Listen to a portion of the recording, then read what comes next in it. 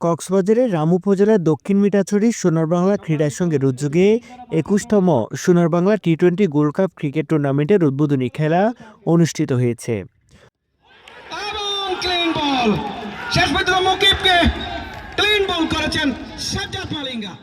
বুধবার ১৭ ডিসেম্বর সকাল ১০টায় দক্ষিণ মিঠাছড়ি উচ্চ বিদ্যালয় মাঠে আনুষ্ঠানিকভাবে টুর্নামেন্টের উদ্বোধন করা হয়।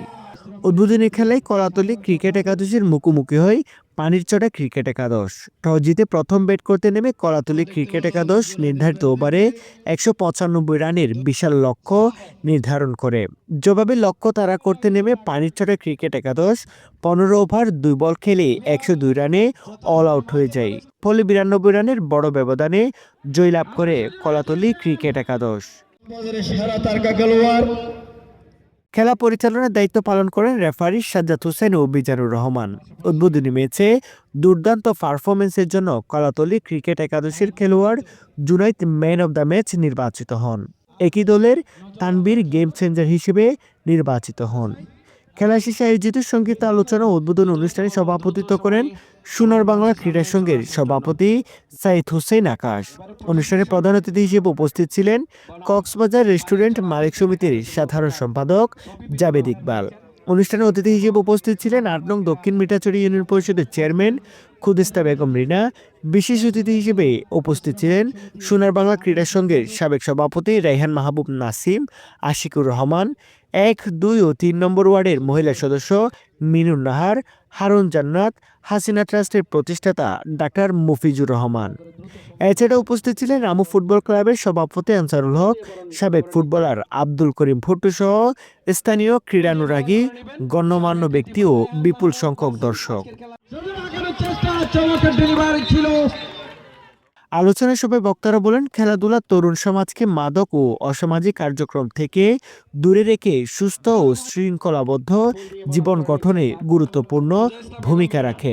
এ ধরনের ক্রীড়া আয়োজন এলাকার যুব সমাজকে খেলাধুলার প্রতি আরও আগ্রহী করে তুলবে। ভবিষ্যতেও সোনার বাংলা ক্রীড়ার সঙ্গে এ ধরনের আয়োজন অব্যাহত থাকবে বলে তারা আশাবাদ ব্যক্ত করেন। আমাদের আয়োজন করার মূল উদ্দেশ্য হচ্ছে যে আমাদের দক্ষিণ মিঠাছড়ি ইউনিয়নটা পিছিয়ে পড়া ছিল, এটার একটা ঐতিহ্য ছিল কিন্তু খেলার ক্ষেত্রে, কিন্তু বিগত মধ্যকালে ২০০০ সাল পরবর্তী সময় মাঠে একটু বিশৃঙ্খলার কারণে আসলে একটু প্রবলেম ছিল, যে কারণে সেটাকে চিন্তা করলে আমরা ক্রীড়াকে যাতে মাদকমুক্ত সমাজ বিনির্মাণের পাশাপাশি আমাদের যারা তরুণ প্রজন্ম আছে তাদেরকে ক্রীড়ামুখী করার জন্য ২০০৫ সাল থেকে আমরা ২০ বছর সফলতা শেষ করে ২১ বছরে এটা আয়োজন করলাম। মাদকমুক্ত সমাজ বিনির্মাণে আমাদের একমাত্র হাতিয়ার হচ্ছে ক্রীড়ার মাধ্যমে যদি আমরা যুব সমাজকে এগিয়ে নিয়ে যেতে পারি তাহলে শক্তিশালী মাদক সিন্ডিকেট এবং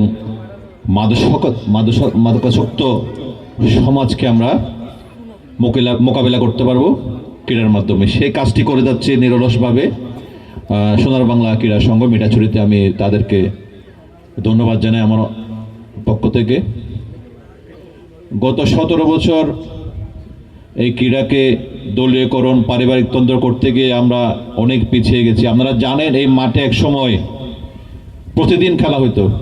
বর্ণাঢ্য আয়োজন ও দর্শকদের ব্যাপক উপস্থিতির মধ্য দিয়ে উদ্বোধনী খেলার মাধ্যমে শুরু হলো বহুল প্রতীক্ষিত এই টি-20 ক্রিকেট টুর্নামেন্ট।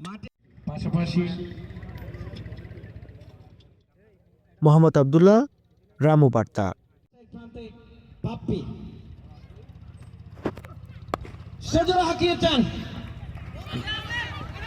একজন খেলোয়াড় নিয়েছেন, ফিল্ডিং করেছেন, ততক্ষণে ব্যাটসম্যান 2 কিন্তু